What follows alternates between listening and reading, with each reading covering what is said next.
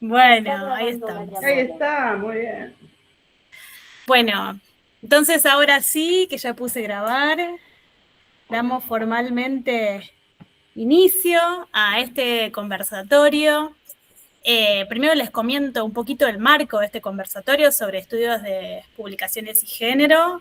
Esta es efectivamente la última clase de un seminario de créditos libres, ahora sí se llama, en la Tecnicatura de Producción Editorial de la Universidad Nacional de Entre Ríos, de la Facultad de Ciencias de la Educación, un seminario que fue tanto presencial como virtual, y hoy tenemos este último encuentro donde la idea es convocar a dos invitadas, dos docentes e investigadoras de la Universidad Nacional de Córdoba, una de ellas recientemente doctorada, que es Silvia Bustos, y su directora de tesis, y también porque hemos leído su tesis doctoral, que también trabaja sobre publicaciones y géneros, que es María Magdalena Usín.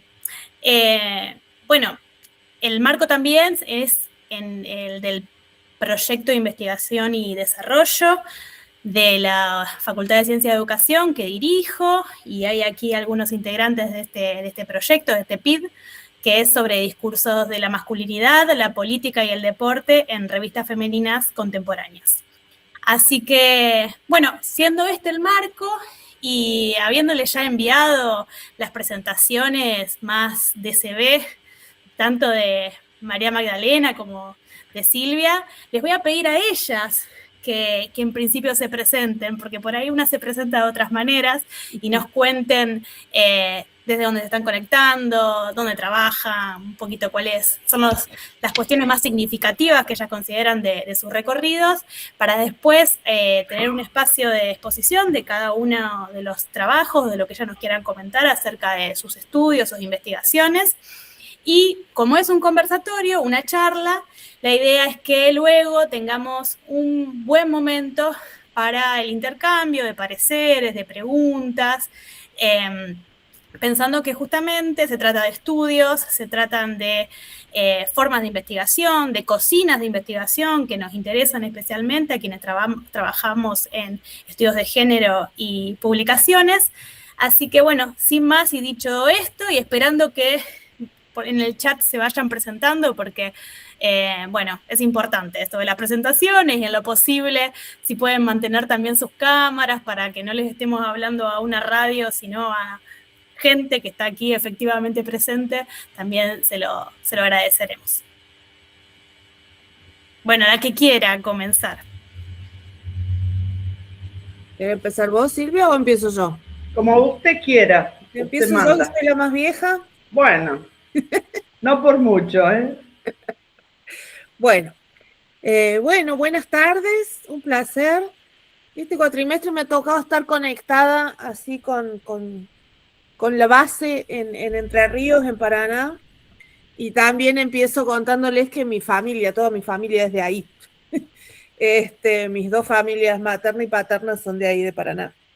Y yo estudié en la escuela normal hasta cuarto grado. Así que nada, es un placer y me debo un encuentro presencial, entre otras cosas, a conocer una sobrina que tengo, pero bueno, pero también para encontrarme con ustedes y con mucha gente linda que hay ahí en Paraná. Y con los que estén, por supuesto, ahí cerca. Bueno, el recorrido, a ver, ¿qué les puedo contar? Yo vengo a hablar acá un poco de la prehistoria de la vida, porque esta tesis yo la hice entre el año 97 y 98, y 99, mejor dicho, que fue mi tesis de maestría en sociosemiótica. Yo hice la licenciatura y el profesorado en letras modernas, y después se había abierto ya hacía unos años una licenciatura en sociosemiótica, en lo que es el Centro de Estudios Avanzados de la Universidad de Córdoba, que era un espacio específico de posgrados. Hoy está dentro de la Facultad de Ciencias Sociales, que es nueva, que es muy nueva. Ahí hice la maestría, cursé la maestría y hice este trabajo sobre revistas femeninas, que era un tema nada, novedoso en ese momento, trabajar con revistas y también trabajar con perspectiva de género. Estoy hablando fines de los 90, esto circulaba como por poquitos lugares y no había internet, gente, en esa época todavía no era la accesibilidad que tenemos hoy, entonces realmente lo que circulaba en materia de bibliografía y de compartir trabajos y eso era mínimo en este campo. No es por hacerme la pionera, pero era así. Cuestión que después, bueno, trabajé acá en la maestría con revistas femeninas. Siempre he trabajado en la cátedra de teoría literaria, ingresé como ayudante alumna más o menos, y hoy soy la titular de esa cátedra de teoría literaria acá en la Facultad de Filosofía y Humanidades de la Universidad Nacional de Córdoba. Así que mi mirada siempre fue teórica y con una perspectiva teórica clara, ya voy a entrar en eso. Pero entonces yo voy y vengo por tipos de discursos. He trabajado con revistas y después en mi tesis de doctorado, nada, me volví a la literatura más tradicional y trabajé ahí con literatura argentina del siglo XX, hice un doctorado en letras.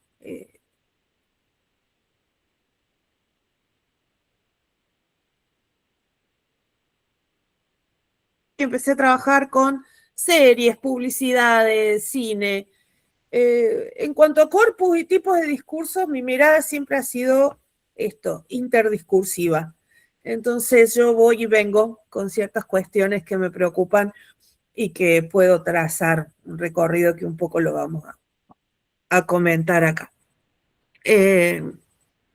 Pero bueno, ese soy yo, mi perfil es sobre todo docente, investigadora, dirijo proyectos de investigación desde el 2012 y ahí hemos trabajado cada vez acercándonos más al tema de las tecnologías de los afectos y mirando hoy el índice de la tesis de maestría, que era mucho antes, digo, bueno, esto lo podría recuperar y volver a trabajar casi lo mismo que trabajé acá con el marco teórico de los 2000 de las teorías de los afectos y el giro afectivo, y hay un interés que permanece ahí, ¿no? Y problemáticas que permanecen. Iba a decir otra cosa, pero bueno, se me fue. Proyectos de investigación desde 2012, hemos trabajado con Silvia ya también hace mucho tiempo, en proyectos de investigación y bueno, hoy estoy en otro rol también, que es el rol de gestión. Estoy como coordinadora del programa de género, sexualidades y educación sexual integral de la Facultad de Filosofía y Humanidades, y eso a veces me saca un poco de la cuestión más docente y académica y me lleva a otro lado. Pero bueno, está bueno hacer algo distinto cada tanto de vez en cuando, ir completando áreas de trabajo y de interés que siempre tienen un hilo en común. No sé si quería decir algo más, pero bueno, eso era un poco el recorrido antes y después de lo que vamos a charlar hoy acá. Bueno, Silvia, no sé si querés contarnos algo. Gracias, Magdalena. ¿Ves? Porque esto que estás contando no es lo que compartimos meramente como se ve resumido, ¿no? Bueno, en principio gracias por invitarme, ¿no es cierto? Yo soy egresada de la carrera de Letras de la Universidad de Río Cuarto, soy de aquella zona. En este momento estoy trabajando, soy profesora de lengua, bueno, y estoy trabajando como directora de una escuela agropecuaria. Estoy en la gestión de la escuela hace 20 años, ya viendo qué me saca de ahí, digamos. Y trabajé muchos años en la Universidad de Río Cuarto en la carrera de Educación Física, donde empecé a pensar en relación con el cuerpo, ¿no es cierto? Y después fui pensando qué pasaba con los discursos sociales en torno del cuerpo. Entonces siempre mis caminos fueron ahí, siempre doy vueltas y llego ahí. Llego al género por una experiencia personal. Mi mamá sufría violencia de género cuando yo era chica. Yo también he sufrido violencia de género, si bien era de parte de mi papá. Entonces, cuando empiezo a investigar académicamente, empiezo a leer un poco más, descubro esto, o sea, descubro este concepto de la violencia de género. Hice una maestría en Flaxo de género y políticas públicas.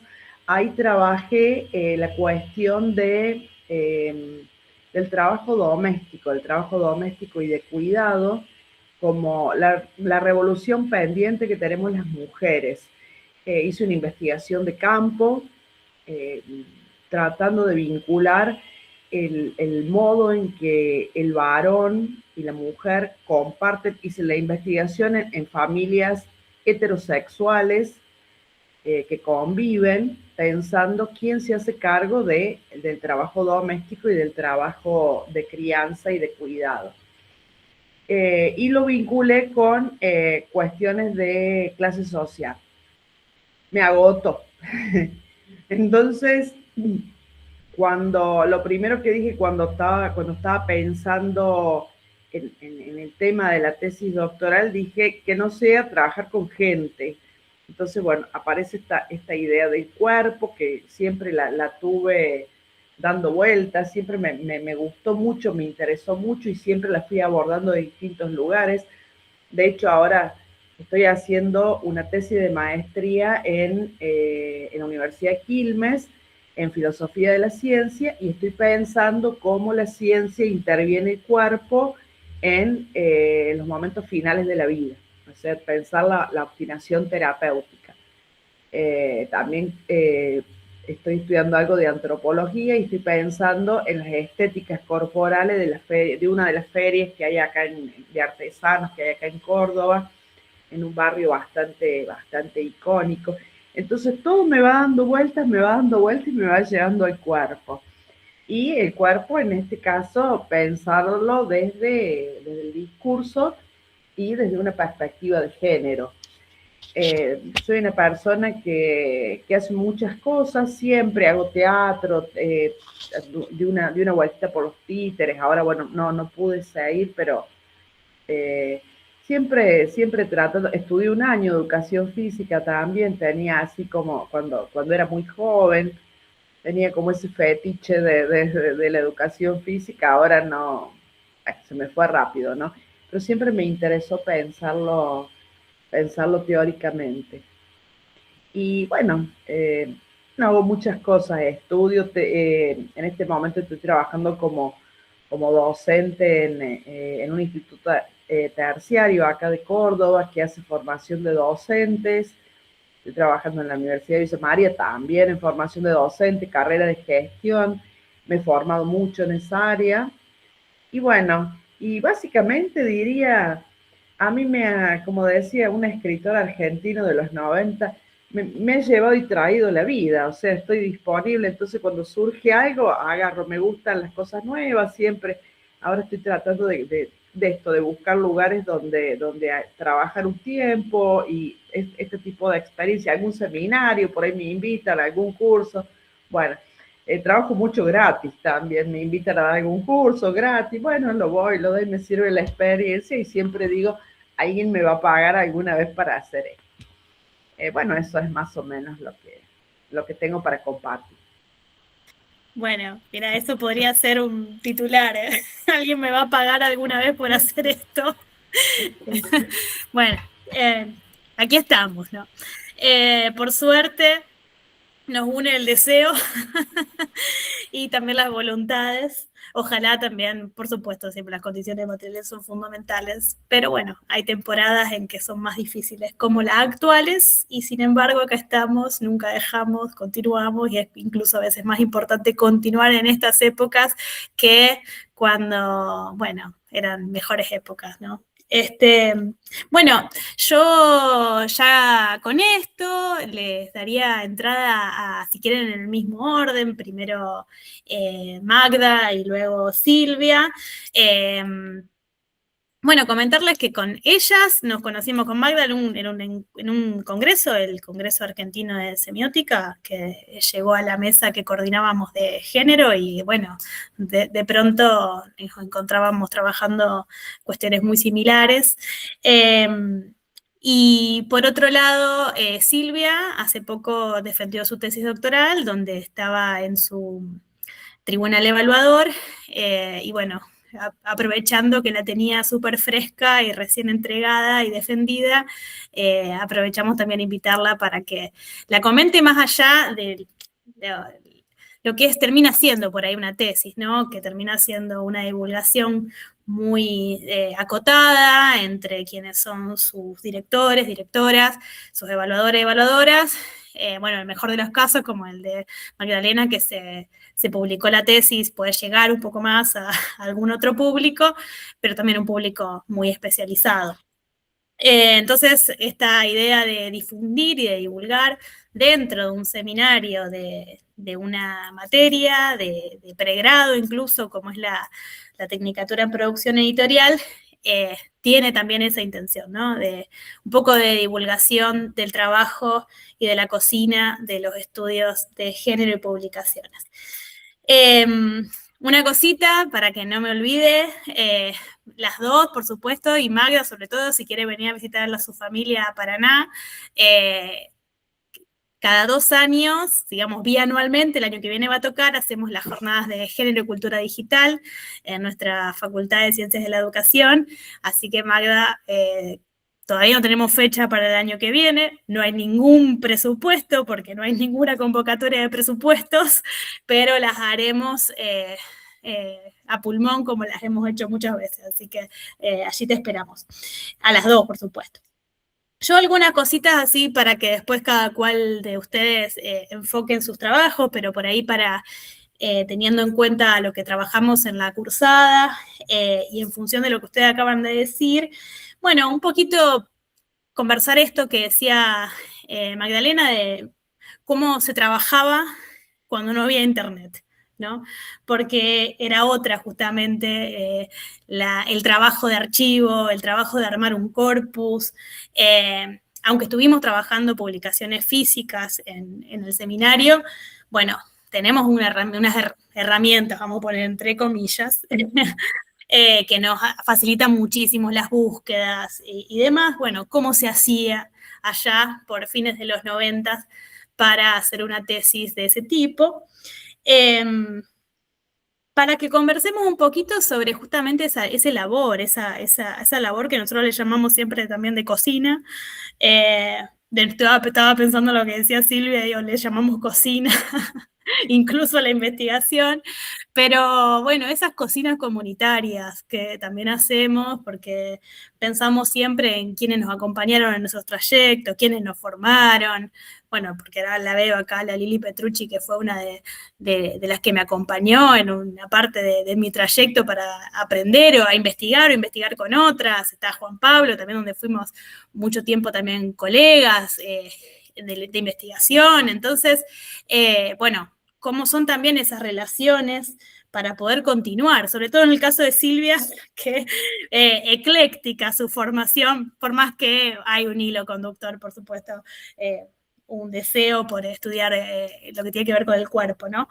Pero bueno, para que no lo perdamos de vista, las dos lo trabajan, porque Silvia también lo trabaja, pero en un momento, Magda, hablaste de las tecnologías de los afectos. Yo te agradecería que mientras cuentes, comentes de qué se trata, cuál es esta línea teórica, esta corriente teórica que trabaja este giro afectivo en las ciencias sociales y qué tiene que ver esto con nuestros estudios. Y por último, también, aparte de la frase última que dijo Silvia, que tiene que ver con que alguna vez alguien me va a pagar por lo que hago, yo sí también resaltaría esta idea de que se trata de investigaciones que nos involucran tanto, afectivamente incluso, y además en la labor cotidiana, que es normal agotarse. O sea, lo común es después de una tesis agotarse, quedar completamente agotada. Y qué interesante cuando además, después de quedar agotadas, decidimos, cuando vuelven un poquito las energías, volver a retomar algunos otros caminos que son derivas de ese tipo de investigaciones. Bueno, esas son las resonancias de lo que ustedes recién acaban de contar acerca de ustedes mismas. Les dejo el espacio para que, si quieren incluso presentar algo, pueden hacerlo, algo más visual, y después abrimos un espacio para discusión, para debate, para conversación. Yo tengo un PowerPoint, si no les molesta, porque si no divago. Si no, buenísimo, buenísimo. Y yo me ordeno mucho con el PowerPoint, así que lo intentaremos, para no muy propio de la gente de letras, eso. Ay, no. Sí, hasta las 10 de la noche dice, bueno, vamos a empezar, dijo la madre. Claro, no. Y yo soy docente de primer año, así que necesito el anclaje. El anclaje, sí, para que pobrecitos no se me pierdan. Bueno, no los estoy viendo ahí, no sé. No, se ve bien, se ve perfecto. ¿Se ve bien? Cualquier cosa te avisamos. Bueno, ustedes cualquier cosa peguen el grito. Bueno, lo que estamos viendo es la versión que quedó en libro. La tesis, yo les decía, yo la defendí en el 2000. Ahí está, defendida la tesis en el 2000. De ahí me fui unos años al extranjero a hacer un posgrado, volví y la tesis quedó sin publicar y ya como que 5 años después no tenía mucho sentido y ahí quedó hasta que en el 2013 el Centro de Estudios Avanzados, donde yo hice la maestría, sacó una colección de tesis y convocó para su primera edición a todas las tesistas. Después no, después fue, bueno, las tesis recién publicadas. Pero en esa ocasión ingresamos todos y al volver sobre la tesis ya en el 2012, ahí sí tenía más sentido que en el 2005 volver a publicarla.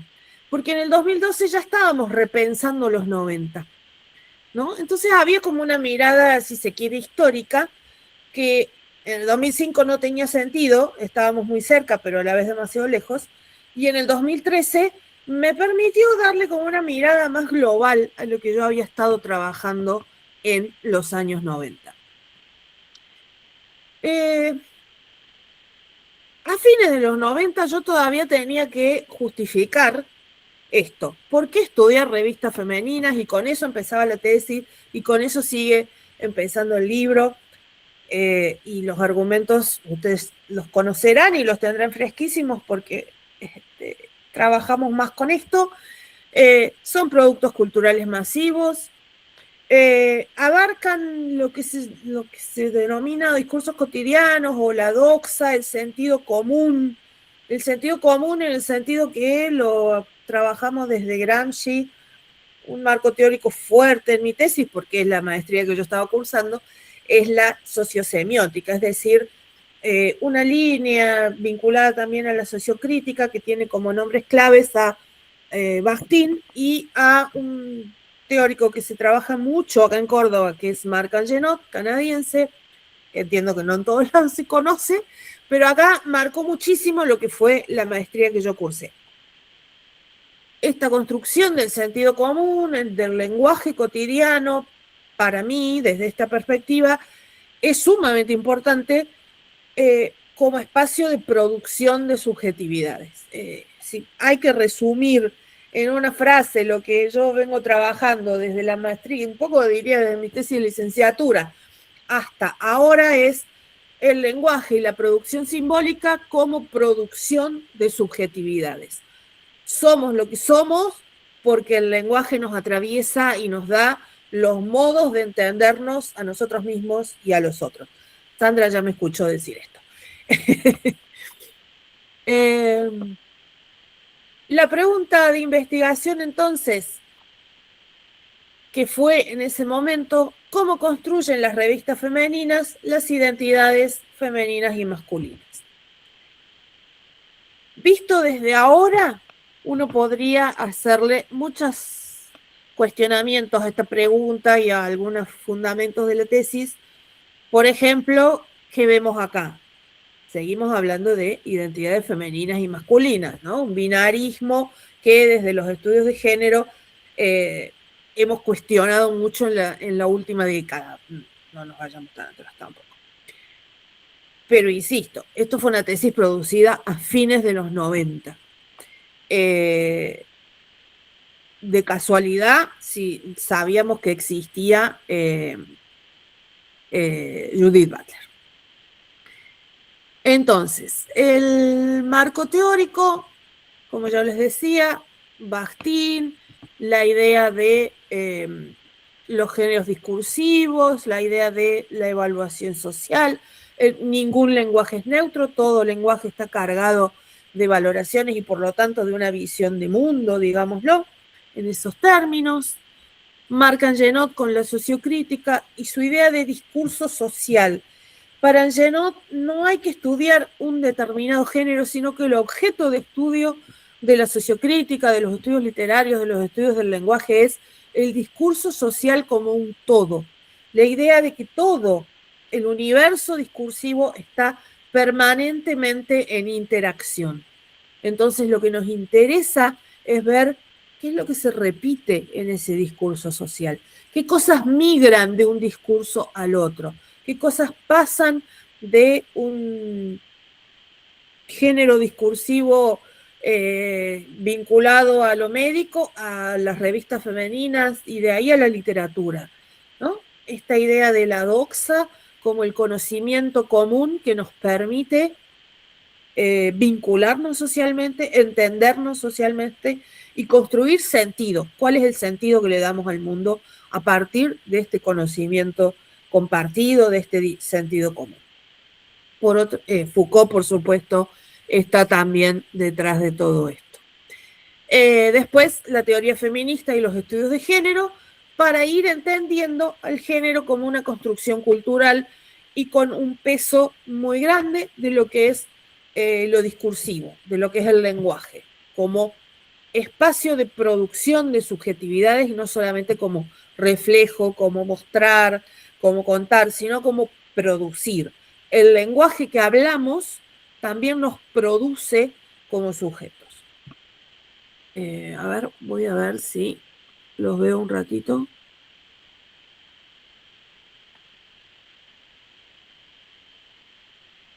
Ahí está. ¿Me están escuchando y todo? Sí, perfecto. Por ahí parece que estás sola porque estás leyendo Sí. solamente viendo el PowerPoint. Me da cosa. Tranquila, estamos acá, estamos quietitos. Estamos. Bueno. No está en detalle de todos modos. A ver si me deja.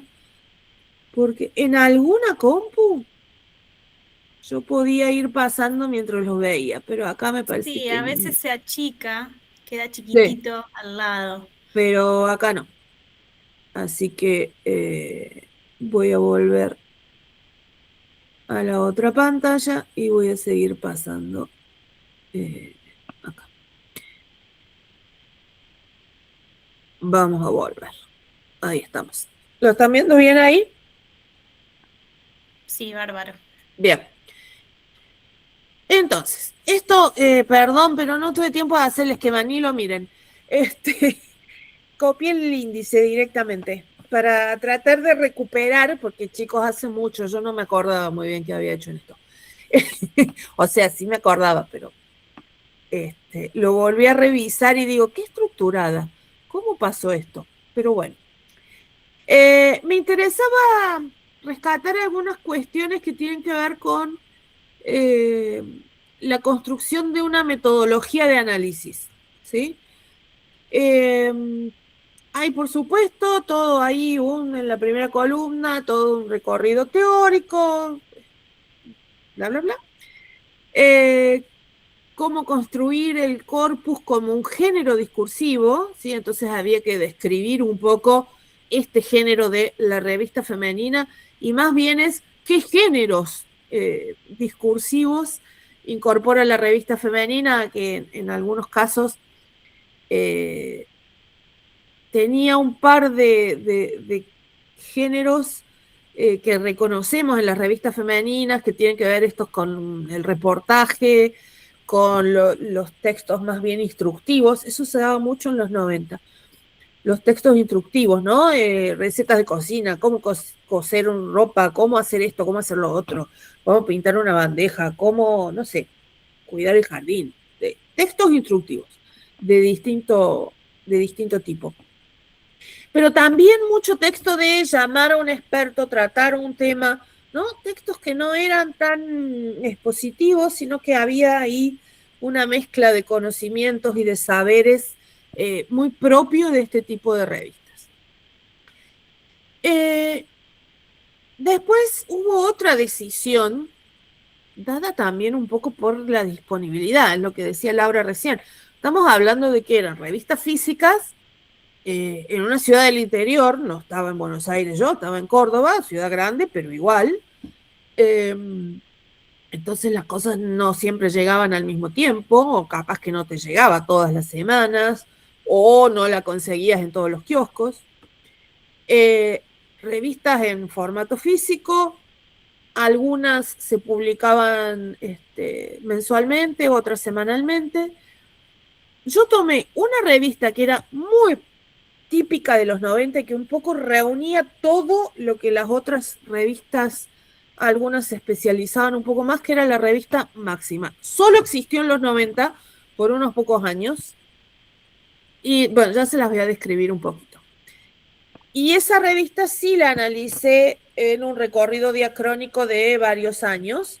Era mensual y bueno, ya Silvia les contará también esto de ir comprando la revista, ¿no? Para poder avanzar en la investigación. Es así, hice ese recorrido diacrónico, ¿no? De perseguirla por varios años, a ver qué iba cambiando. Pero a la vez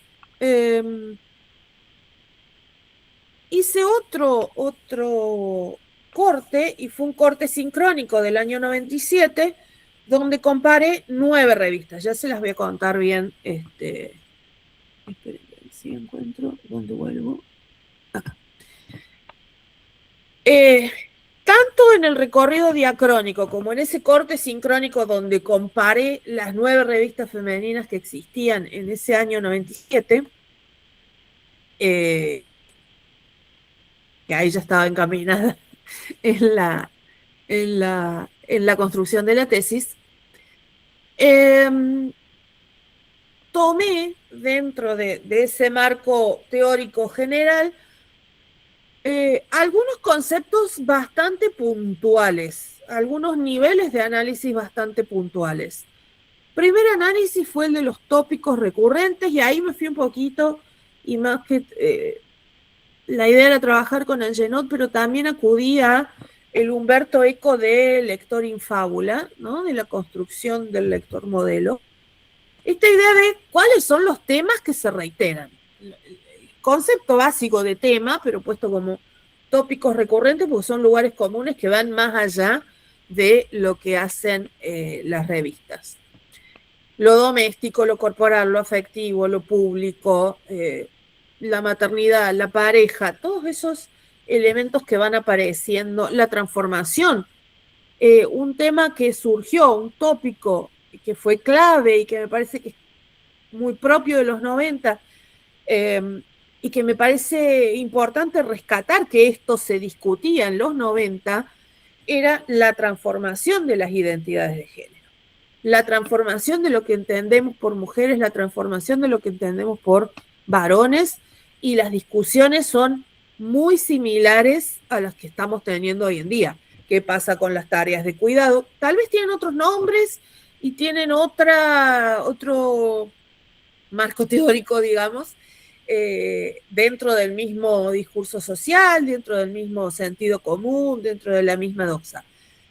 Pero se discuten cosas como el cuidado, cómo equilibra la mujer el trabajo y el trabajo fuera de la casa y el trabajo en la casa, la maternidad y la profesionalización, qué pasa con los hombres y las emociones. Todo eso se estaba discutiendo en los 90, ¿sí? Y en las revistas tenía mucho lugar, en todas las revistas tenía mucho lugar.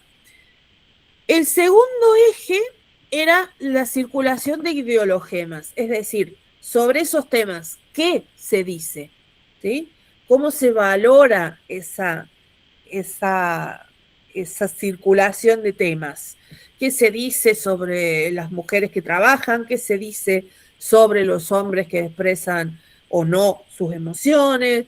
¿Qué se dice sobre la pareja heterosexual? ¿Sí? Estos atributos, estas valoraciones que se suman a un tema en particular y que lo van definiendo. Y el último, en ese eje también aparecía la idea de modalizaciones, que tenía que ver con estos verbos modales de saber, poder, querer, quién puede hacer algo, quién quiere hacer algo, quién sabe hacer algo, y eso parece muy puntual, pero es central en la construcción de las identidades de género, bastante central. A estos tópicos recurrentes y circulación de ideologemas le fui sumando lo que son las marcas evaluativas, y ahí tomé un texto muy clarito al respecto, que es el de Catherine Kerbrat-Orecchioni, que creo que es la subjetividad en el lenguaje, el título. Ella lo piensa como en qué palabras yo encuentro la expresión de la subjetividad del hablante. Y acá ingresa el marco teórico también para revisar o releer esta perspectiva de Kerbrat-Orecchioni y decir, bueno, pero estas marcas de valoración que hay en el lenguaje no son subjetivas en el sentido de individuales, son sociales, nos va a decir Bakhtin, y nosotros seguimos a Bakhtin en esto. Estas marcas de valoración de lo que es bueno, es lo que es malo, qué es lo que es lindo, qué es lo que es valioso, qué es lo que es problemático, todas esas marcas que aparecen en verbos, en adjetivos, en adverbios, etcétera, etcétera, que ella nos da lugares gramaticales puntuales donde encontrarlas y que nos permite a nosotros justificar. A mí me parece que esto está criticando, bueno, ¿dónde está criticando? ¿Dónde está cuestionando? ¿En qué palabra, ¿no? ¿En qué lugar del texto? Ese trabajo de Kerbrat-Orecchioni es súper minucioso y está muy bueno.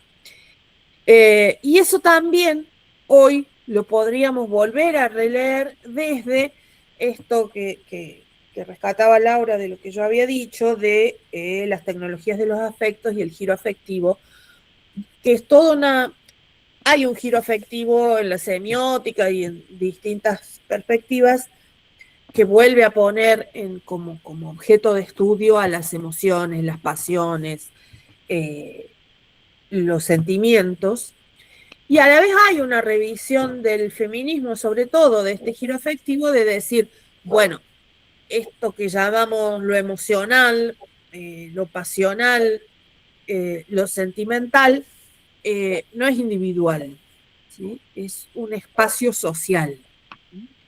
Sobre esto hay muchos trabajos, el de Sara Ahmed, Eva y Luz sobre el amor, son trabajos que estamos trabajando y son muy ricos, y me parece que esto podría verse también en esta línea, ¿no? Que podríamos retomar todo esto que trabajé acá un poco más estructuralistamente, podríamos retomarlo desde esa mirada.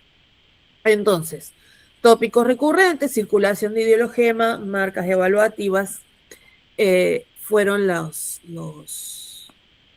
pasos que fueron ordenando todo esto, porque imagínense la cantidad de discursos que uno tiene con un corpus como este, ¿no? Una revista que salió durante 7 años, del 91 al 97, que fue la primera parte, la parte diacrónica, y otras 9 revistas, las tuve que buscar porque había algunas que ni me acordaba cuáles eran. 4 que eran semanales, Luna, Mía siguió saliendo, si no sigue saliendo todavía, siguió saliendo hasta hace muy poco. Única, Para Ti, Cosmopolitan, Elle, Marie Claire, Máxima y Plena. Cosmopolitan, Elle, Marie Claire eran ediciones locales o más o menos locales de revistas internacionales. Las otras eran todas argentinas. De estas tengo para mostrarles. Mi archivo se perdió en alguna mudanza, mi archivo de todas las revistas desapareció en alguna mudanza. Y buscando en internet, fue difícil, no encontré tan fácil, no hay un archivo digital de esto. Esta es la revista Máxima que yo había tomado y que tenía algunas características por ahí un poco tomadas de ciertas tradiciones editoriales y comerciales norteamericanas, que es esto de ir armando una colección, ¿sí? Tener la carpetita, ir armando una colección de fichas. Cuando yo estuve viviendo en Estados Unidos en los 2000, eso existía mucho. Me parece que por ahí ha sido tomado de ahí. Como ven, el formato de la tapa es un formato bastante clásico, una cara de mujer mirando y muchas notas alrededor. Pero tenían esa carpetita y traía muchas fichas. Todos los artículos, los textos instructivos venían en este formato que se podía separar de la revista y guardar en las carpetitas. Esto era bastante original. Para ti también traía fichas en alguna época, pero eran como más chiquitas. Y de esto estoy hablando de cuando yo era chiquita, o sea, mucho antes. Pero bueno, pero tenían justo en esta imagen, en la imagen de abajo de la carpeta, se ve una ficha con un bebé porque había todo un espacio de hogar, maternidad, crianza, qué sé yo, y casa, ¿ven? Y no van a alcanzar a ver, pero en la portada de la tapa de la sección ahí naranjita son herramientas, ¿sí? Porque esa sección era ya empezaba hágalo usted mismo, ¿no? El DIY que hoy es muy popular en redes. Esto de, bueno, arreglar los muebles, hacer un arreglo en la casa, pintar un mueble, otras cosas. No solo cocina y crianza, sino usar herramientas también, por ejemplo. Destaco esta otra revista para mí, después de hacer la investigación, esta era la más interesante, no tanto Máxima como esta, que era una revista semanal. Si se fijan ya desde la tapa, no sé si ven algo ahí, pero bueno, no conseguí fotos de buena calidad ni nada, pero desde la tapa era de la misma editorial que la revista Noticias y sigue más o menos esa estética, ¿no? Ese formato de presentar una imagen que representa una idea, ¿no? La primera es la mujer ahí, dice rebelión en la cocina, y la mujer ahí como batallando con los utensilios de cocina. La otra... Magda, si me permitís un aporte, sí. La revista Luna en los 90 era una revista que tenía un costo accesible. Sí. Yo me acuerdo que con la miseria que tenía yo como estudiante, la sabíamos comprar porque era para la que alcanzaba. Entonces, también uno puede pensar desde ahí, ¿no? Sí. Así estaba dirigida el target, ¿no? Porque era una revista, y esto de las fichas, ¿no? Bueno, eso. Sí, y era muy linda la revista. Sí, era una revista accesible y traía regalitos. Sí. Traía regalitos de alguna cosa, todavía anda dando vueltas por acá. La segunda, la tapa del medio, que es una pareja mirando hacia el horizonte y una cara de un bebé atrás, así, medio creepy. Para cuando el bebé, porque uno de los ejes de debate en casi todas era esto, la postergación de la maternidad en las mujeres que trabajan. La otra son dos manos, así cerradas como en puño, un varón y una mujer, y dice exparejas atados para siempre, ¿no? Este cuestionamiento a la idea de la pareja para siempre, de la monogamia, etcétera, etcétera. Y abajo ven al formato de notas, muy común, mucha foto, algunas notas, muchas notas culturales, traía más notas culturales. Ahí hay una sobre televisión y la otra sobre Borges. Una foto de Borges con un tigre, no sabría decirle, gente. Bueno, el trabajo entonces tuvo este eje, las vacilaciones del género, y la idea de vacilaciones venía de un poco estas contradicciones que empezaban a aparecer en las identidades de género de los 90. Entre trabajo y maternidad, entre la vida pública y la vida privada, la emergencia de nuevas masculinidades, la demanda, sobre todo, de trabajo en el área de los afectos a los varones, el cuestionamiento de la pareja heterosexual, aunque no de la pareja heterosexual, sino de la monogamia y de la pareja para siempre. El universo sigue siendo binario y heterosexual en estas revistas, casi exclusivamente. Y el cuestionamiento también a la idea del hogar, pero siempre con un valor y un plus y un valor agregado a la domesticidad. Revistas mujeres están siempre vinculadas a la domesticidad, lo doméstico, la casa, el trabajo en el aspecto estético de la casa, en el aspecto que tiene que ver con la salud desde el hogar, la crianza de los hijos, todo lo que se le puede ocurrir en relación a la domesticidad. Y yo le dediqué todo un capítulo bastante investigación a esta idea del hogar como el espacio, como la dimensión estética del hogar, ¿no? Porque mucho de esto para mí ha pasado a las redes, que tiene que ver con la decoración, la limpieza, pero también la decoración, las habilidades que tienen que ver con el tejido, la manualidad, la pintura, ¿sí? ¿Por qué tanta importancia a eso? ¿Qué fue lo principal como hallazgos, como resultado?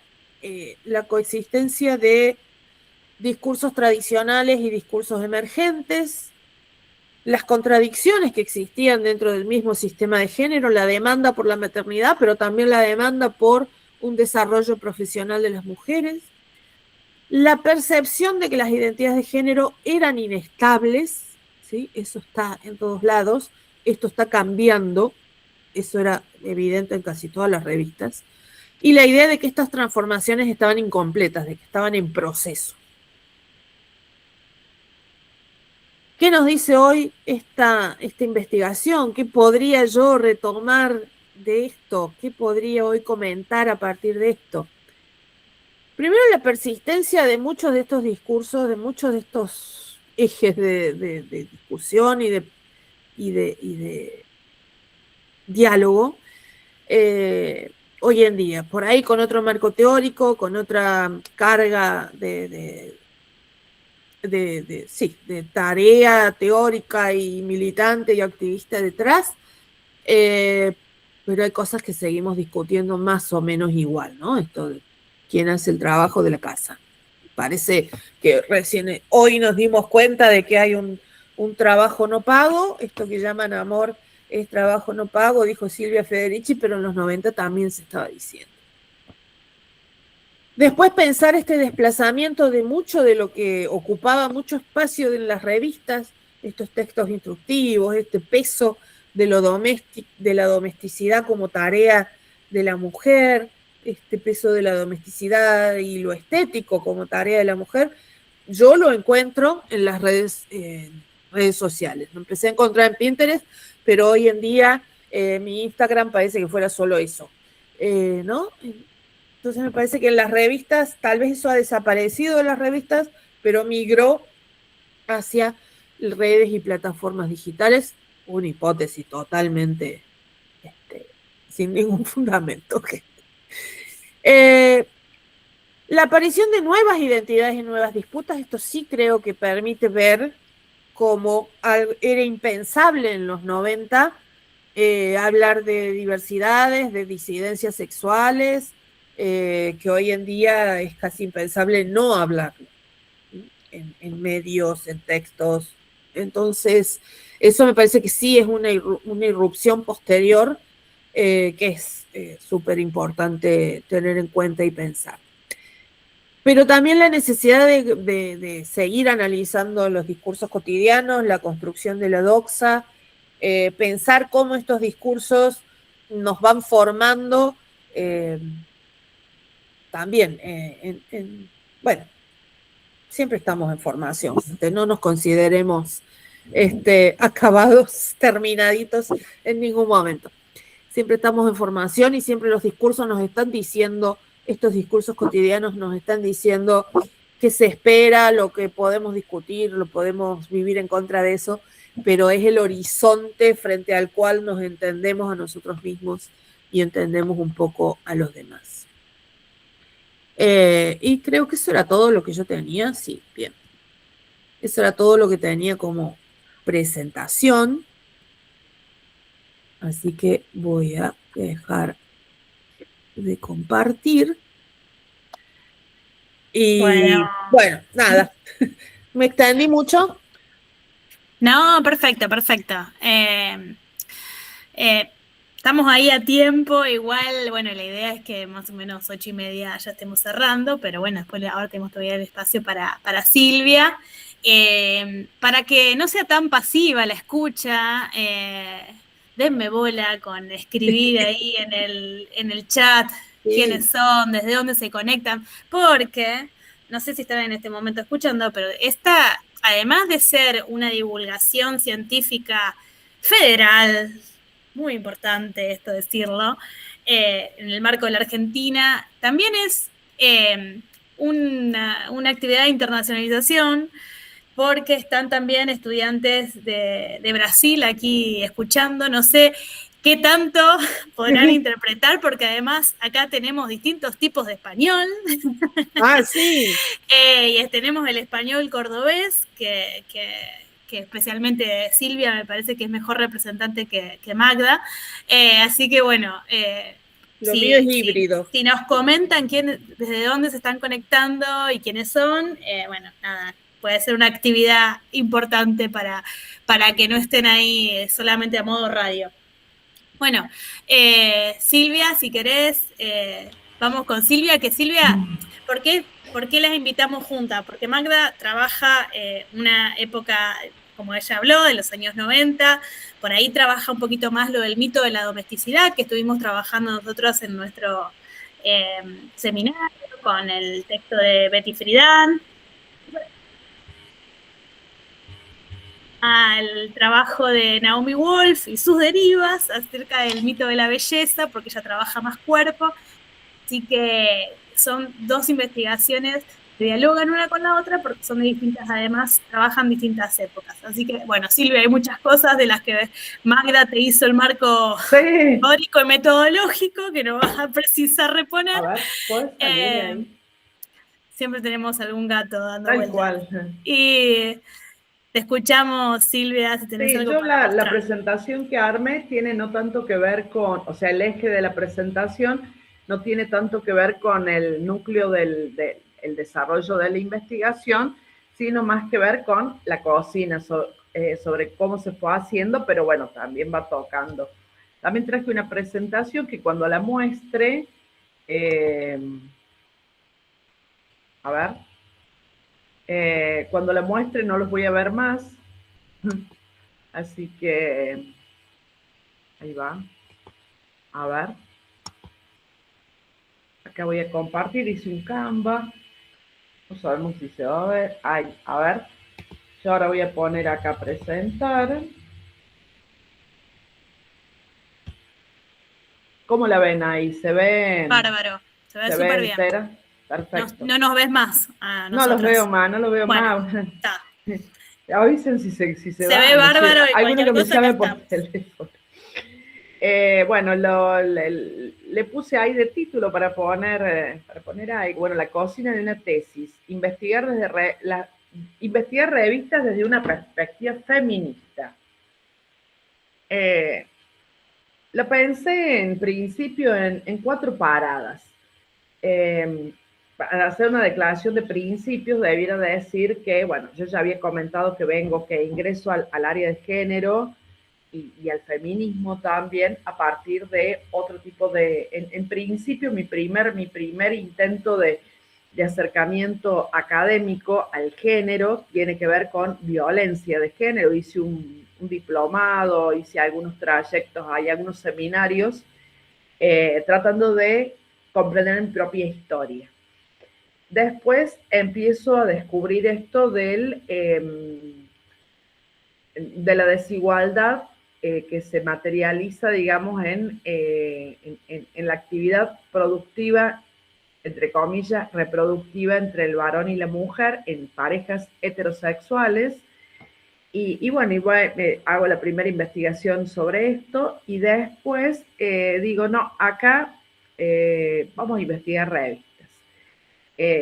Como una declaración en principios, tengo que decir que yo aparte vengo de la militancia de la izquierda, entonces venía como con un marco teórico muy fuerte de mirar con sospecha al capitalismo, al neoliberalismo. Entonces como que también las revistas me estaban hablando desde ese lugar. Y lo primero que empiezo a hacer cuando voy a decidir qué es lo que voy a hacer como tema de tesis, tiene que ver con esto. Lo primero empiezo a pensar las revistas, me interpela, por ejemplo, el hecho de que algunas de esas revistas tenían un 35% de sus páginas después de la tapa con publicidad. Entonces yo decía, diablos, esto es el capitalismo en su máxima expresión pensado en el cuerpo de las mujeres. Eso me va dando vuelta, y finalmente decido trabajar la revista Susana. Hago mi primera presentación del proyecto, me lo desaprobaron, y entre las sugerencias me dijeron, bueno, acá hay que agregar revistas. Entonces digo yo, bueno, a ver, vamos a ver cuáles son las 3 revistas que más se están vendiendo en estos últimos años. Empiezo la investigación en el 2014 y empecé a comprar. Entonces venía comprando revista Susana. Entonces de golpe me tengo que empezar a comprar las otras. Entonces compraba revistas. En esta primera parada voy a tratar de respetarme en la presentación. Puse una imagen ahí que es muy significativa, si bien es una producción artística, ¿no? Pero tiene que ver con así está uno cuando va a elegir el tema de la tesis, o sea, está como no sabiendo qué. Entonces, que no quería trabajar con gente, que sí me gustaba trabajar con el tema del cuerpo, pensaba el cuerpo y pensaba también en el capitalismo y por supuesto en el género porque era la carrera. Una segunda parada me significa cambiar una perspectiva de consumidora de revistas. Siempre he sido de comprar muchas revistas, tenía, porque este año me deshice de ellas, sentí que ya no tenían más espacio en mi vida, una colección de las revistas 21, 21 me parece que se llamaba primero, 22, 23, bueno, cantidad de revistas noticias, o sea, mi casa es un festín para las ratas, ¿no? Y entonces pensar en los años 90 más o menos, bueno, también consumía revistas lo que podía porque no era mucha la plata que tenía como estudiante para comprarlas, y en esa época compraba mucho la revista Cosmopolitan. Compraba la revista Cosmopolitan, la leíamos con mis amigas y leíamos los tips de, a ver, cómo enganchar a un muchacho que le gustaba, o sea, empezábamos a ver ese tipo de cosas. Hoy cuando vuelvo a leer la revista Cosmo, la veo desde otro lugar y digo, Dios, esto es machismo esto, o sea, ni siquiera patriarcado, es machismo, esto es la mujer al servicio del placer del hombre. Pero bueno, ese fue un primer movimiento de posicionamiento, qué sé yo, epistemológico casi si se quiere. Y cambiar mi perspectiva desde ser una consumidora de las revistas a investigadora implicó un cambio de posicionamiento, un posicionamiento teórico, y en algún momento de la investigación, que fue más o menos capaz que a la mitad, me significó preguntarme qué significa investigar desde el feminismo. Esto no tiene que ver solamente con algunas teorías que uno... leer teoría no significa investigar desde un método específico, no significa investigar temas específicos, significa precisamente investigar desde un cierto posicionamiento, asumir un posicionamiento teórico, temológico y muchas veces de militancia, ¿no? Esta perspectiva feminista. Una tercera parada, y esto es muy significativo, esto creo que fue un desafío tremendo, que fue sistematizar el corpus. El trabajar con revistas en papel, bueno, venía comprando las revistas Cuento esta experiencia, venía comprando la Susana. Cuando empiezo a incorporar las otras dos revistas, me aprueban finalmente el proyecto. De hecho, dejé de comprarla porque esto no lo voy a hacer, me desaprobaron el proyecto, ya no quiero seguir más, ¿qué va a ser de mi vida? Bueno, después dije, no, bueno, a ver, vamos a incorporar otras revistas y bueno. Y empecé a comprar. Entonces empiezo a comprar lotes de revistas por Mercado Libre. Entonces empiezo a comprar lotes de revistas Olala, Susana y Cosmopolitan.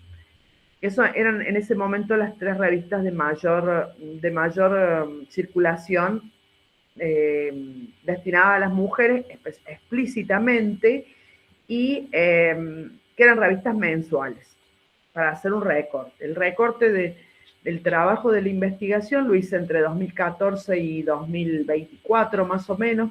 Finalmente el informe que presento es 2014-2019. Son revistas que tuve que superar el prejuicio, pensar que eran todas iguales. No son todas iguales, esto es como cuando uno conoce dos mellizos, dos gemelos. Uno cuando los ve, dicen, idéntico, no sé cuál es cuál. Y después cuando uno los conoce un poquito, dicen, son nada que ver, son re distintos. A mí me pasó con las revistas. Son re distintas, nada que ver. Si bien hay una estética a veces similar, las fotos, los cuerpos que aparecen son muy similares. Similares, pero no iguales, no idénticos. Significó un desafío en dos sentidos. Una, en qué íbamos a hacer con todas esas revistas. Yo tengo en mi casa más o menos unos 1800 libros, más o menos, de falta de visión que tuve.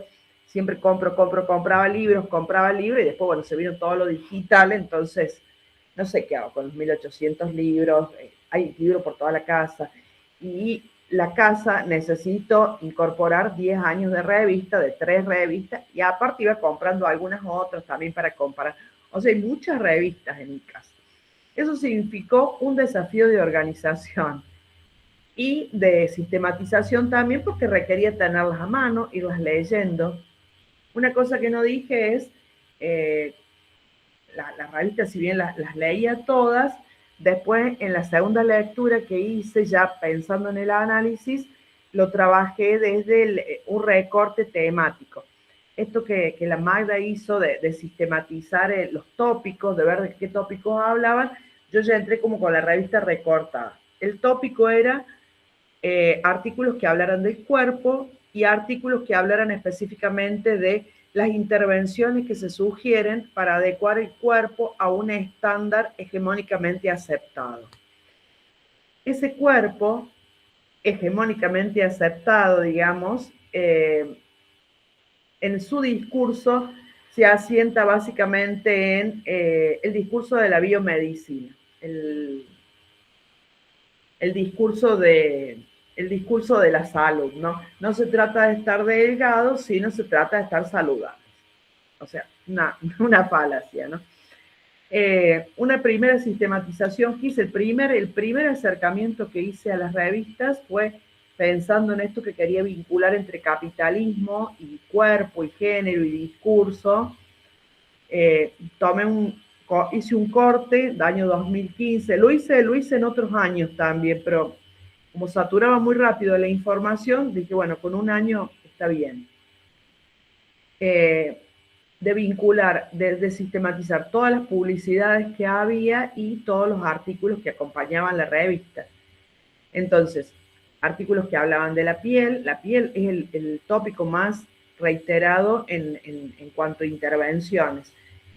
Habría que ver ahora en las revistas digitales, habría que verlo cómo aparece eso, pero te mata el algoritmo, entonces cuando viste uno, después ya todo es igual.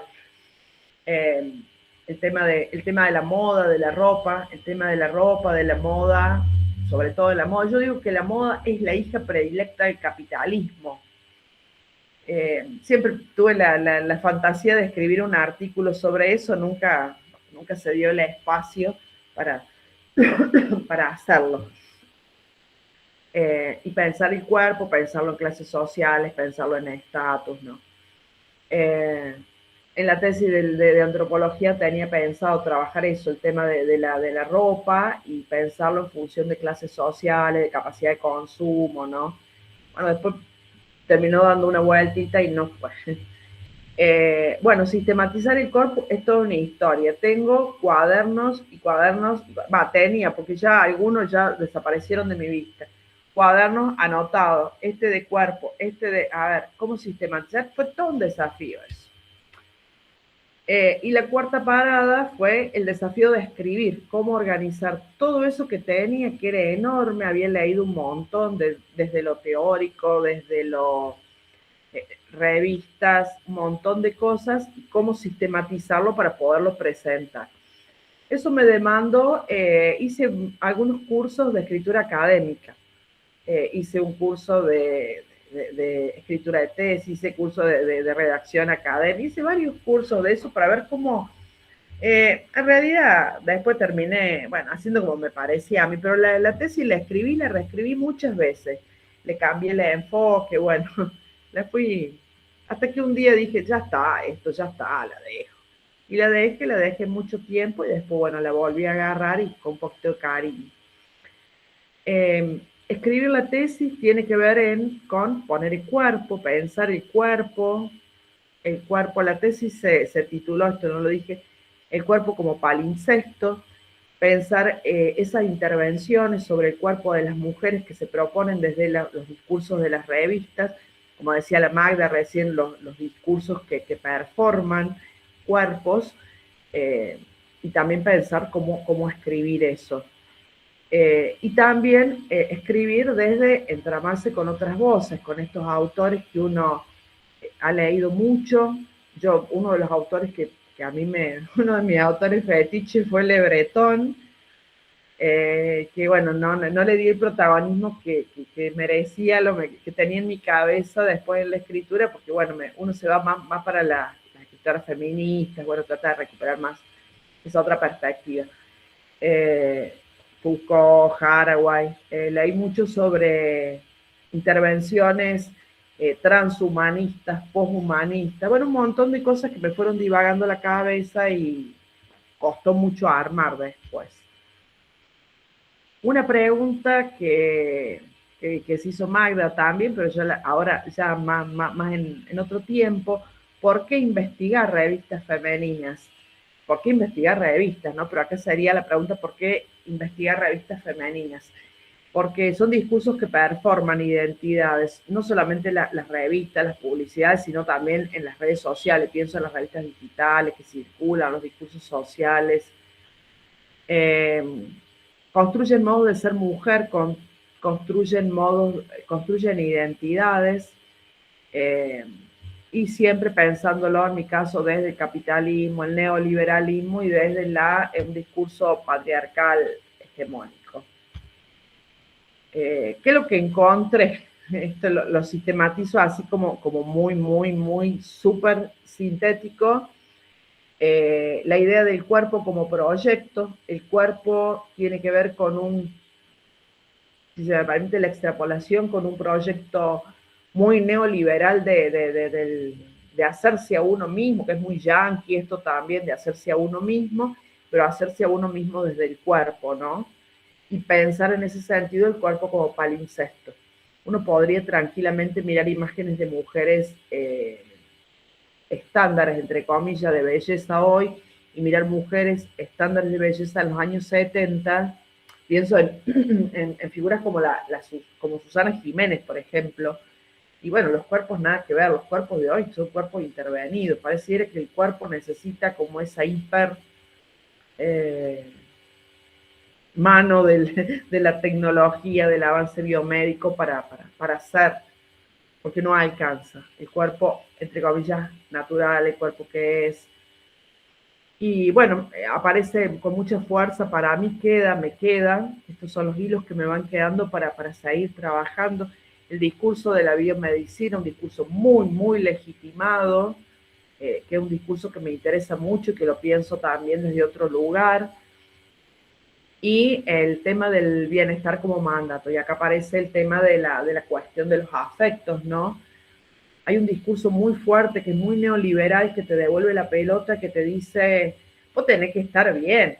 A ver, vos tenés que estar bien, tenés que hacer mindfulness, tenés que hacer yoga, tenés que estar bien. A ver, no es que el entorno, la realidad te esté embromando la vida, digamos. No, es como vos lo tomás. Es un discurso muy peligroso también porque limita el agenciamiento de las mujeres, ¿no?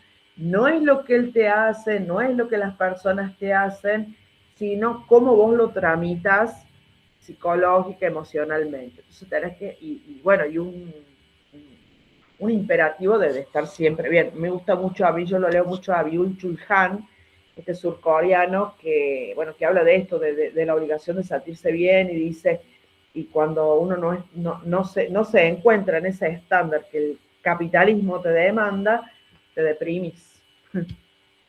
¿Qué me dejo?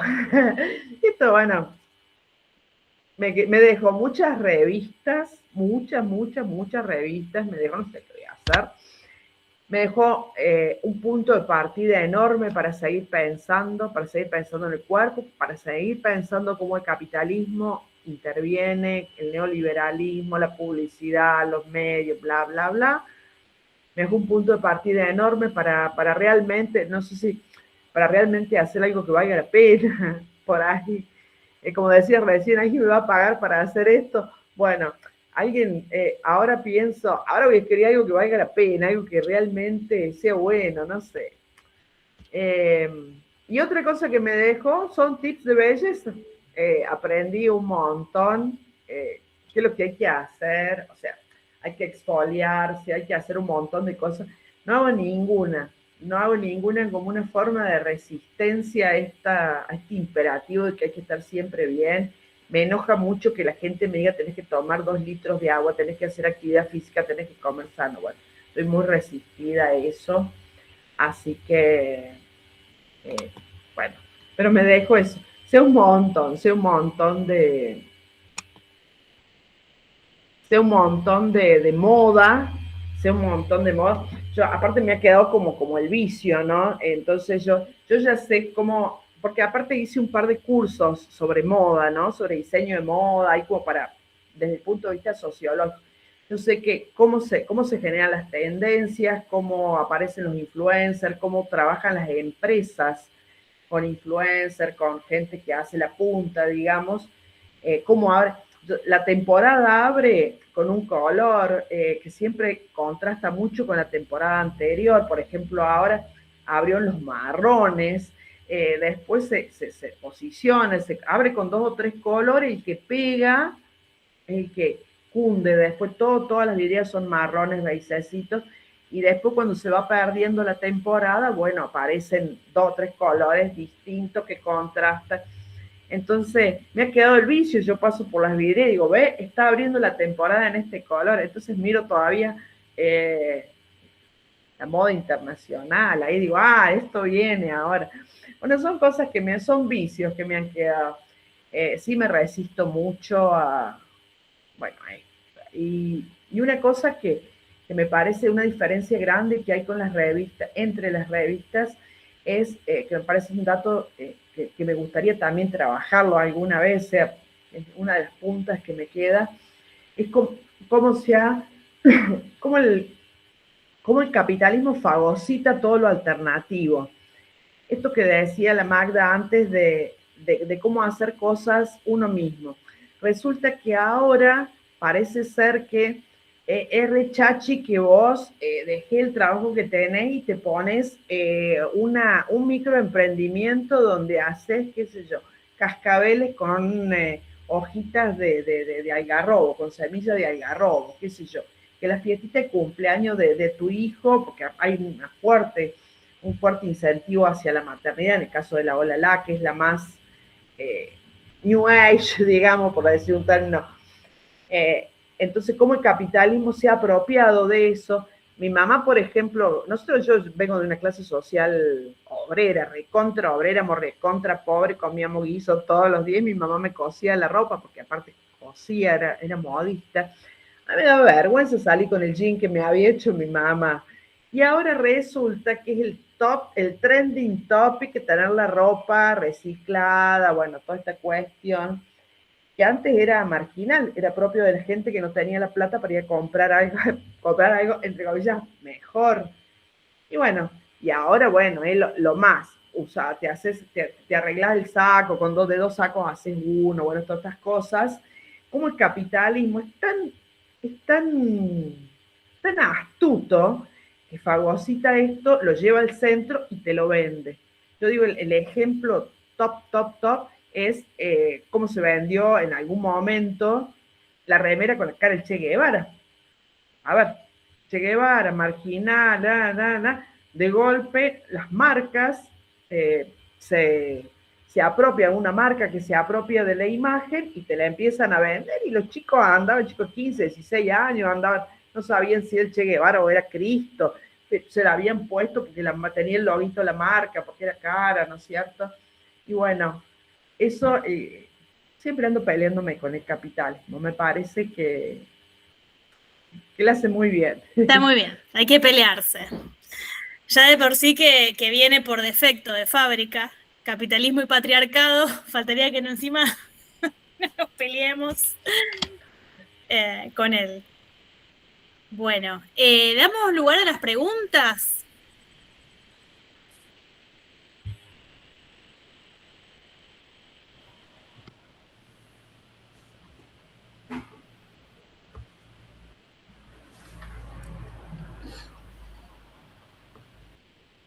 A ver, ¿se nos congeló Laura?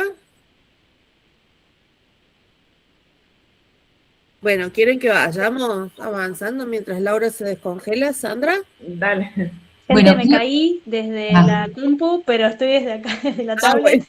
Vamos por orden. Veo que Había unas Sandra había preguntas. levantado la mano. ¿Querés empezar, Sandra? Sí, no tengo problema, pero también había unas preguntas antes que había dejado Juan Pablo en el chat. Como A ver. prefieran.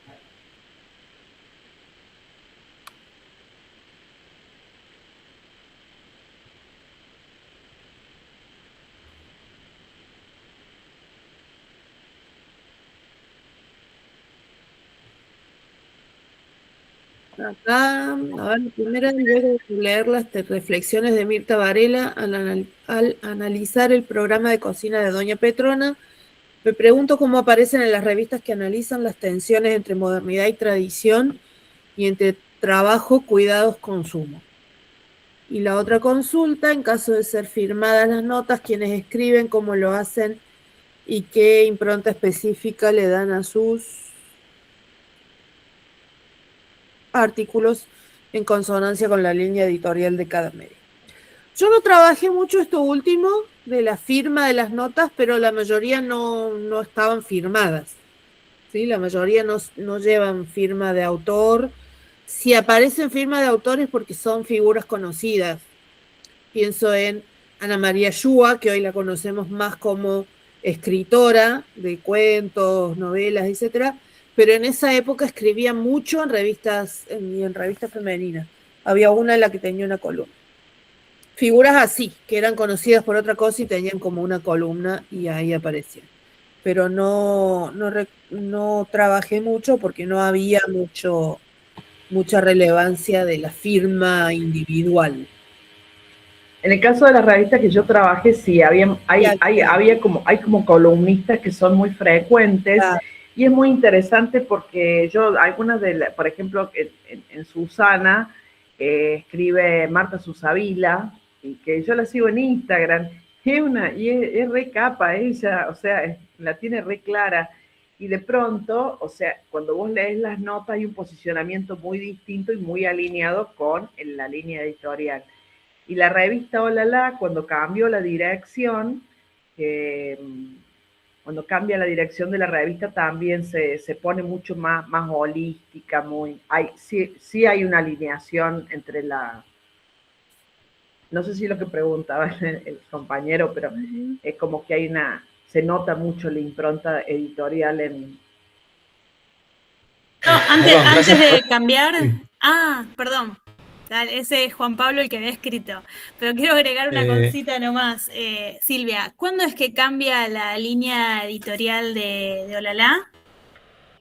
Cambia más o menos a principios del 2024, más o menos. Que vos sabés que no me acuerdo en este momento el apellido que era una de las columnistas, toma la dirección. Sé que se llama Soledad, pero no recuerdo el apellido en este momento. Que, bueno, es muy interesante los editoriales de ella y, bueno, es una terapeuta holística prácticamente. Siempre todo va ahí. Porque eso pasa también con Susana, ¿o no? Claro, la Susana, teóricamente la directora es Susana. De hecho, las editoriales las firma ella, pero ahí hay otra. La revista Susana empieza siendo como una revista, como tributo a Susana, empieza siendo como una bolsa de gatos al principio. Y después va consolidando los artículos en función del target que se va apropiando de la revista. Porque la revista la empiezan a leer personas de 50, personas menopáusicas o posmenopáusicas. Entonces las notas empiezan a direccionarse más o menos a el cuidado de la salud, bueno. Y la Cosmo también ha sido una revista, también ha sido muy marcada por una línea editorial, ¿no? Muy interesante la historia de la Cosmo. Solo quería decir gracias por estos comentarios que están haciendo y de paso profundizan en lo que ustedes estuvieron trabajando. Mi pregunta respecto a quiénes eran las columnistas en caso de que estén las notas firmadas y la impronta que le daban en consonancia con la línea editorial, viene de que estuve leyendo últimamente trabajos de Borrelli, Saborido, Gago, y las revistas que trabajan, no sé, Gente, Somos, Extra, Redacción, etcétera. Estos tres autores, por ahí siguiendo a los redactores estrella de cada medio, o a la voz cantante, o a los que van más alineados con la línea editorial, muestran lo que decía Silvia, las oscilaciones de un mismo redactor, que a veces editorializa hacia un lado y de repente va hacia un lado contradictorio. Entonces, a veces por ahí, siguiendo los grandes nombres de cada medio, podemos encontrar contradicciones y más matices en relación a la línea editorial de cada medio. Así que, bueno, gracias por los comentarios que hicieron.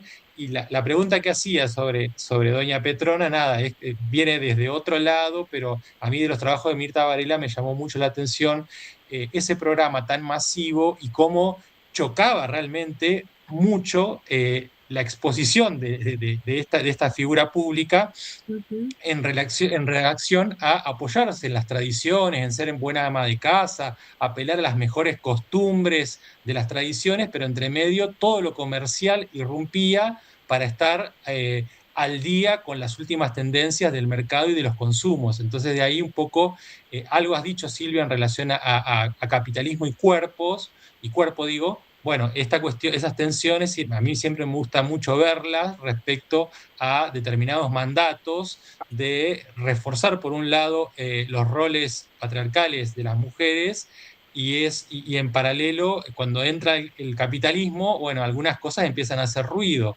Refuerza ciertos roles o en otro a veces la quiere sacar a la mujer de esos lugares, llevarla al mundo laboral, llevarla al mundo del consumo. Entonces, bueno, esos grises siempre me han gustado de los trabajos que hacen ustedes y otras autoras. Así que, bueno, gracias. Ahí yo quería retomar tu primer comentario, porque en el análisis comparativo de las revistas, que eran 9, eran todas las que había como 3 grandes grupos en cuanto al target socioeconómico, digamos, ¿no? Digamos, grupo, para decirlo medio a lo bestia, pero poco estamos charlando, clase alta, clase media, clase baja. Horrible decirlo así, pero para que nos entendamos y sea más rápido. Entonces, ¿qué pasa? El tema de lo doméstico y del conflicto entre lo laboral y lo doméstico, que al presentarse como conflicto está presentando, si se quiere, las transformaciones más grandes, está presentando las identidades más móviles, más modernizadas y más en progresión, son las destinadas a la clase media. ¿Sí? Una para ti más o menos, pero sí, como decía Silvia, la revista Luna, estas revistas destinadas a una clase media que se encuentra ante esta novedad de compaginar vida doméstica con vida laboral. Esta vida laboral que implica una salida al ojo público, y entonces ahí aparece esta cosa del consumo, de la moda, de la belleza y de la cosa, porque hay que aparecer, o sea, hay que ir prolija al trabajo, hay que ir bien vestida, digamos, ¿no? Entonces todo eso es también una demanda de consumo extra. Mientras que las destinadas a clases más bajas, las más baratas, las que son del papelito más fino, las que incluso tienen publicidades como más chiquitas y baratas, si se quiere, bueno, es la publicidad así de a doble página carísima del perfume francés, sino que son cositas de publicidad de puré de tomate, esas cosas. Esas revistas no cuestionan nada, porque la mujer que las va a comprar es una mujer que trabaja, que está en su casa, y son revistas donde, por ejemplo, aparece el tema de la limpieza, ¿no? Tips para sacar manchas de la ropa, que en las otras revistas es impensado. Y en las revistas destinadas a la clase alta tampoco, porque esa mujer no tiene conflicto con lo doméstico porque lo terceriza, ¿sí? La que lee Marie Claire o Elle es una señora Bion que las compra en Francia y las compra en Argentina y terceriza ese trabajo, no se lo plantea como conflicto. Entonces, todo lo que aparece ahí es lo estetizado.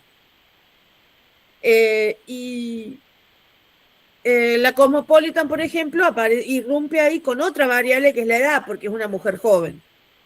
Es una mujer trabajadora y joven que, bueno, no tiene preocupaciones familiares, entonces no le interesa tener recetas de cocina, salvo un tip para cocinarse rápido cuando llega tarde de noche de trabajar. Aparte está siempre a dieta. Siempre a dieta, por eso.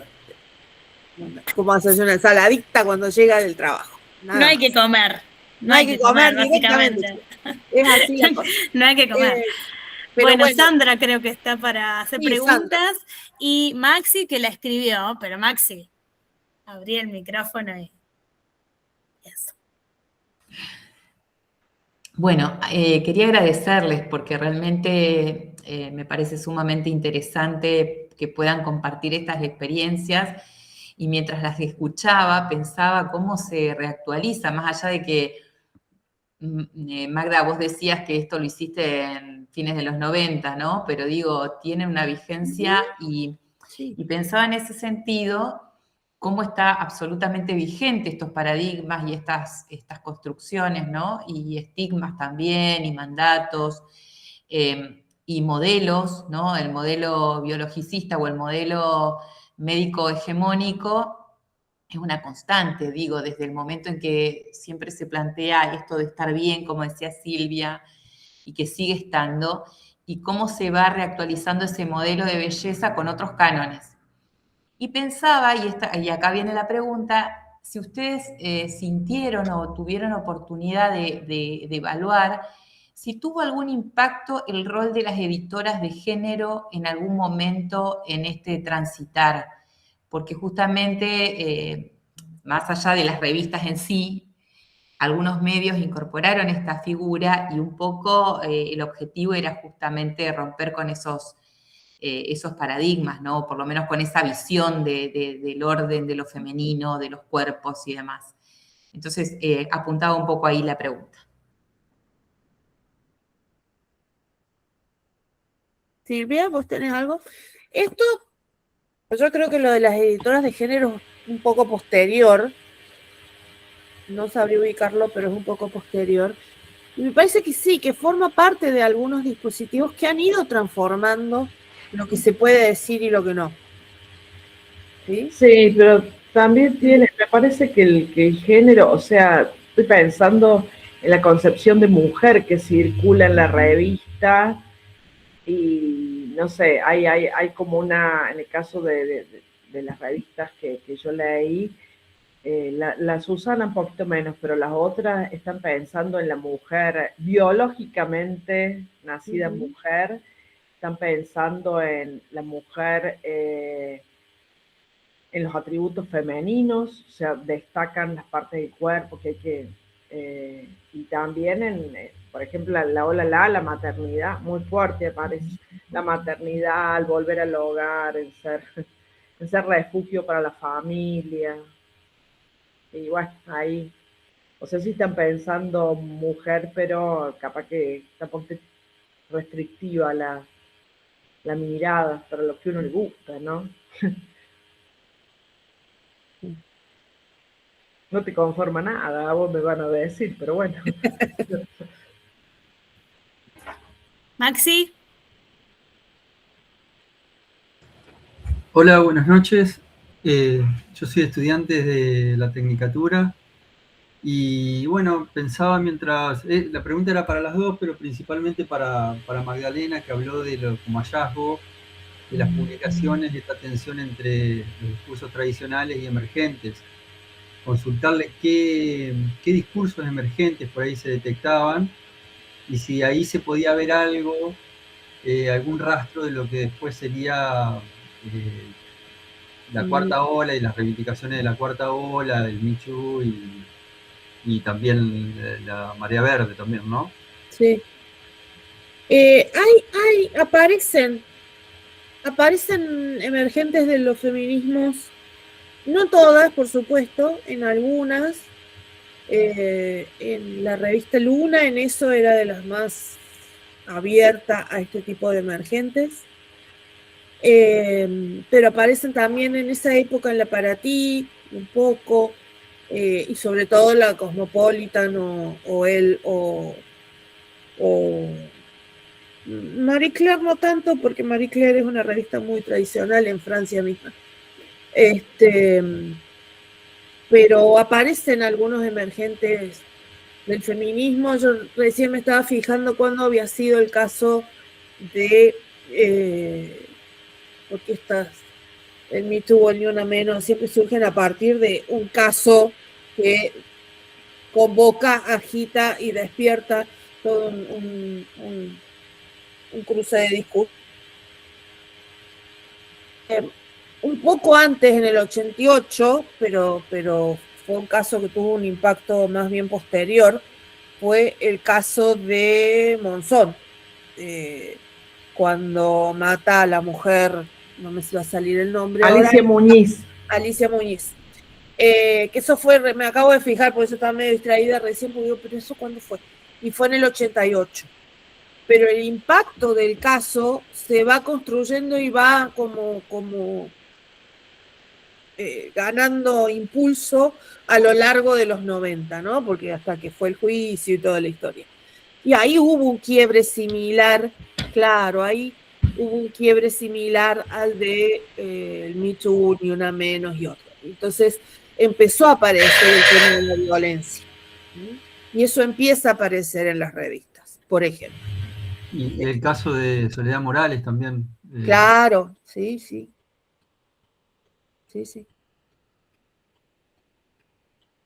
Aunque ahí se fue más por el lado político.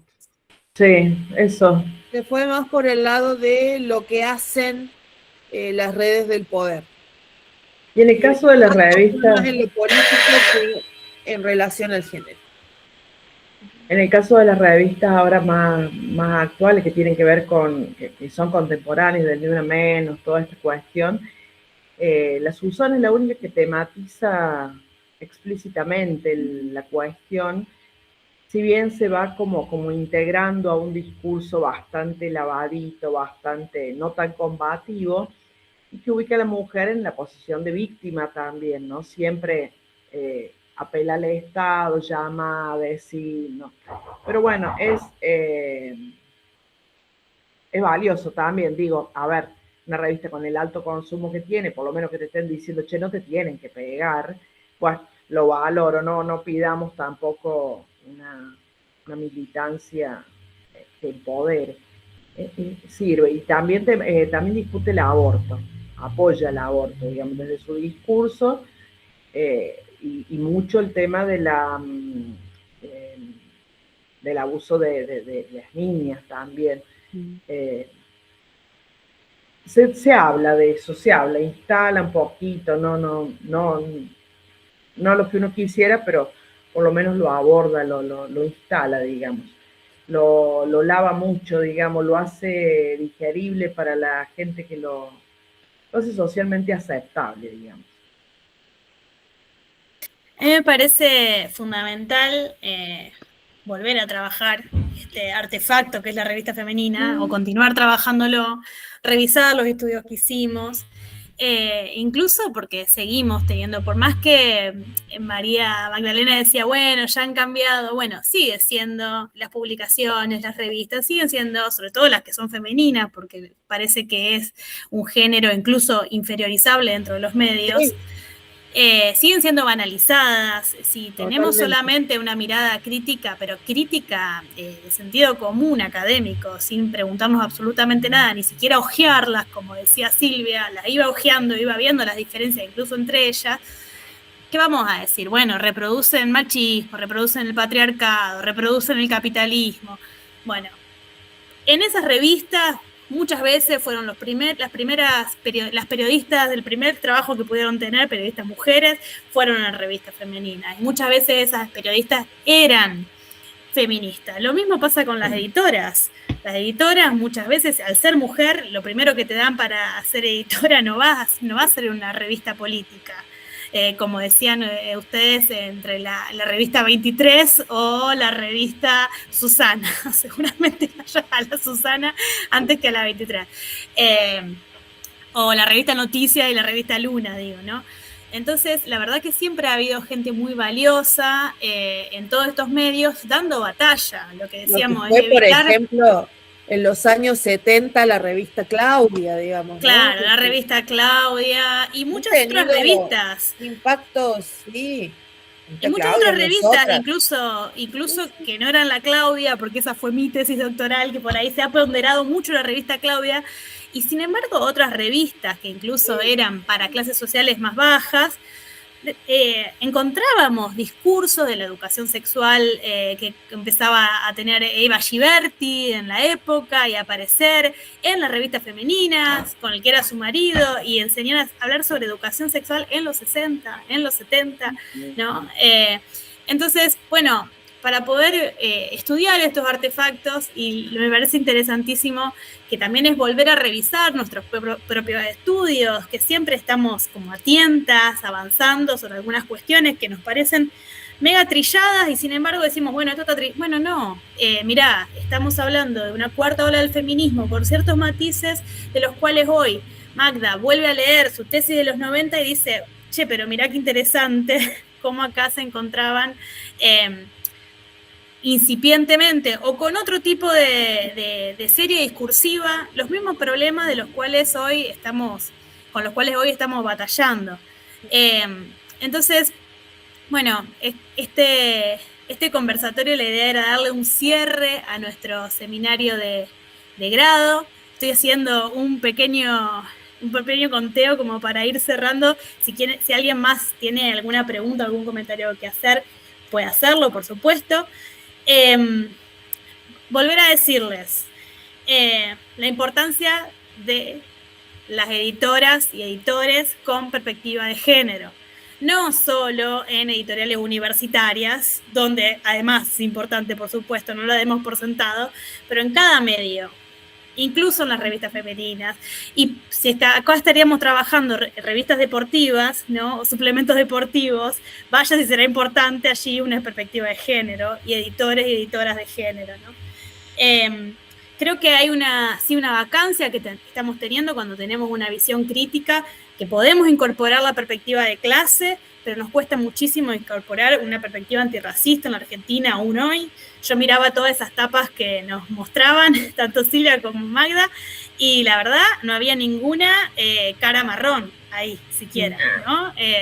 Son, por supuesto, ultra delgadas, de lo que estábamos hablando, son ultra jóvenes, ¿no? Y es extraño porque, por supuesto, que esas revistas están destinadas, como decían las dos, a consumidoras que son mayores, de 50, 60, 70 años, digo, ese mito de la juventud que prevalece hasta el día de hoy, incluso para ser vieja, pero estar en la portada de una revista femenina, tengo que ser vieja, pero verme medio joven, digamos, aunque sea vieja, ¿no? Sí. Pero bueno, por ahí lo que nos debemos, me parece, es esa discusión también antirracista. Ojalá llegue pronto, a partir de las nuevas generaciones de comunicadores, de editores, de periodistas, ¿no? Y por último decirle, Silvia y Magda, no tiren las revistas, por favor. En todo caso, yo las recibimos en la UNER. A nosotros nos pasó que hicimos hace unos años atrás un proyecto de extensión donde digitalicé todo lo que había sido mi archivo de revistas femeninas de los años 60. Por suerte no las tiré, pero habían quedado en la casa de mi mamá, en cualquier lugar en caja, o sea, llena de humedad y demás, porque la página, en un momento que hubo un cambio en la universidad sobre los sitios web, la página desapareció. Entonces toda la digitalización que hicimos no está más, ¿no? Entonces, bueno, por ahí el valor de tener ese archivo material, pero bueno, como dice Silvia, sí, ocupa lugar, una se muda, convive con otras personas y pasan cosas. Exacto. Pasan cosas, se humedecen. Bueno, capaz que en Córdoba no tanto, pero en el litoral se humedecen. No va a creer. Bueno, ¿alguien tiene algún otro comentario, parecer? Bueno, si no hay más, yo le quería súper agradecer a las dos. Ojalá pronto las tengamos por nuestra región, nuestras latitudes, volver a ponderar que este es un encuentro federal nuevamente, que así como los archivos de revistas, nosotros tuvimos que hacerlos nosotras porque no tenemos ese tipo de archivos que sí existen en Buenos Aires. Bueno, le damos batalla también a la centralidad de la ciencia, de la investigación en revistas desde nuestras latitudes, armando nuestros propios espacios de archivos, que no es ni siquiera tenemos un espacio donde llegar y pedir y conseguir lo que estamos buscando, sino que, como Silvia, se habrá gastado un presupuesto para comprar todas las revistas. Yo mandé a mi prima en Buenos Aires a buscarme el número que me faltaba, la editorial. Claro, todas esas búsquedas, bueno, que quienes tienen el acceso ni se las imaginan, ¿no? Y ni que hablar hoy cuando estamos hablando de la digitalidad. Igual en la digitalidad tenemos el otro problema de que es un acceso que lo tenemos hoy, pero capaz que publicaciones de hace 10 años ya ni siquiera podemos encontrarlas. Entonces, bueno, son esos problemas. Justo estoy haciendo un recorrido en la Universidad 3 de Febrero, que tiene una especialización en una maestría en humanidades digitales, y trabaja esto de los archivos, ¿no? Ahí hay una gente de un centro que se llama, que está dedicado a Rubén Darío, ¿no? Pero han digitalizado absolutamente todo lo que tenía escrito Rubén Darío. Es un monstruo, tiene 600 artículos, escribió en diarios. Hay una herramienta especial, ¿no es cierto?, para digitalizar, que yo no sé bien cuál es, pero estaba pensando qué interesante sería poder contar con ese tipo de recursos para, o sea, saber usar el programa, porque esto no es muy... Bueno, precisamos digitalizar nuestros archivos y protegerlos, no sé cómo, pero bueno, si a alguien acá se le ocurre, lo hacemos. Sí. Otra cosa que vamos a hacer y que no sabemos cómo alguien algún día nos va a pagar por esto que queremos hacer, pero porque bueno, es un archivo histórico realmente son testimonios de la historia que nos va pasando. Sí, sí. Bueno, muchísimas gracias a las dos. No, y, gracias a bueno, vos, Gracias Laura. a vos por invitarnos. Gracias Me a vos encanta. por invitarnos, a todo el espacio y a los participantes, que bueno, siempre da gusto porque preguntan y están atentos y comentan cosas y es mucho más estimulante así. y es un nadie nos... viernes a Tal las cual. 8:30 de la Viernes a noche. esta hora, gente. ¿Y quién En te clima va? mundialista, o sea, Sí. más no se le puede pedir. Igual, ¿quién te va a invitar a hablar de estas cosas? No es algo que uno hable en cualquier lado. No, Eso es un privilegio. No, Que te totalmente, inviten a hablar de revistas. Bueno, totalmente. muchísimas gracias, muchísimas A vos. gracias. No, gracias Y, a vos. bueno, con esto Y le a damos todos. cierre al seminario de publicaciones y género, gente. Sigan en contacto. Pueden buscar nuestras redes del GEFIC, del Grupo de Investigación en Feminismo, Interseccionalidades de la Comunicación y la Cultura. Acérquense y cada vez que haya una convocatoria, por favor, quienes tengan interés en estas temáticas se pueden sumar a estos grupos académicos y extraacadémicos también. Bueno, un abrazo, gente. Chao, gracias. Chau, chau. Gracias a todos.